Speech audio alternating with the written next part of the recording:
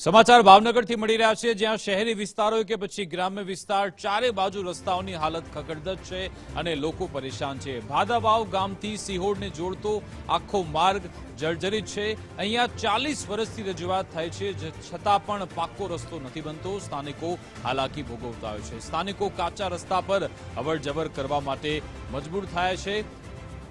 ભાદાવાવ ગામથી સિહોર વચ્ચે 25 ગામડાઓને આ રસ્તો જોડે છે, છતાં પણ અહીંયા પાક્કો રસ્તો બનાવવામાં નથી આવી રહ્યો। બિસ્માર રસ્તાના કારણે અવારનવાર અકસ્માતના બનાવ પણ બનતા રહે છે।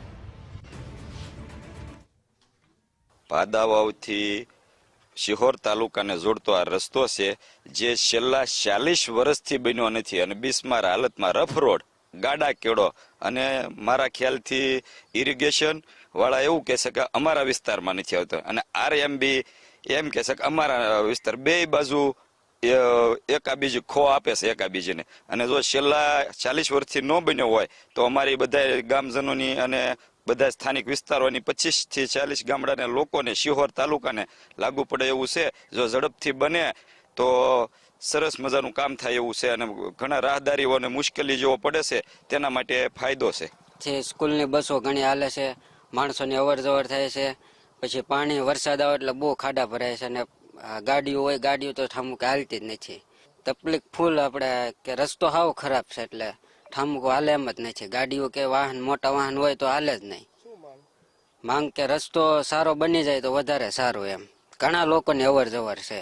આ ટાણાથી સિહોર જોડતો રસ્તો છે અને તારે રફ છે, એ રોડ પહેલેથી થયેલો જ નથી અને હાવ ગાડા કેડા જેવો છે અને ઘણા માણસોની આવરેજ આવે એટલે તકલીફ ચોમાસામાં તો હલાય જ નહીં, પડી જાય રસ્તામાં આપણે ગાડી લપરી જાય।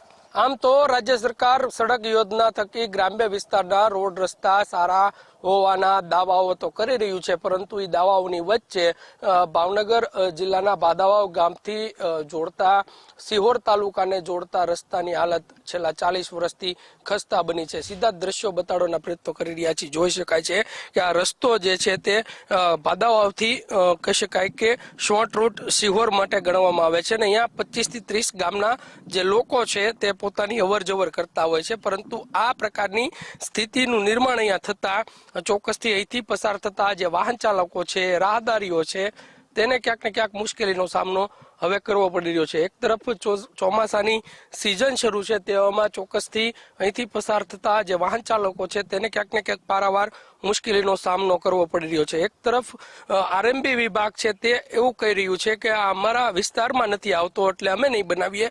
બીજી તરફની વાત કરીએ તો બાજુમાં જ રજાવળ ડેમ આવેલો છે, ઇરિગેશન વિભાગ આવેલું છે, તે ઇરિગેશન વિભાગ પણ આ જ પ્રકારના જે પોકળ જે દાવાઓ છે તે કરી રહ્યું છે કે આ રોડ છે તે અમારામાં નથી આવતો। એટલે એકંદરે જોઈએ તો 25 થી 30 ગામના જે લોકો છે તેને ક્યાં જવું તે એક મોટો પ્રશ્ન છે। અનેક વખત રજૂઆત કરવા છતાં પણ આ રોડ જે છે તે છેલ્લા 40 વર્ષથી ન બનવાના કારણે ચોક્કસથી અહીંથી પસાર થતા જે વાહન ચાલકો છે તેને ક્યાંક ને ક્યાંક મુશ્કેલીનો સામનો અહીંયા કરવો પડી રહ્યો છે।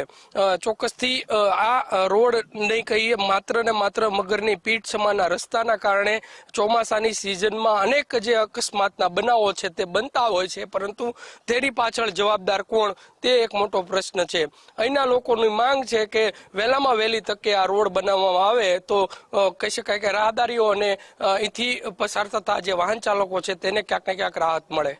કેમેરા પર્સન વિજય જાદવની સાથે કુણાલ બારડ, ગુજરાત ફર્સ્ટ, ભાવનગર।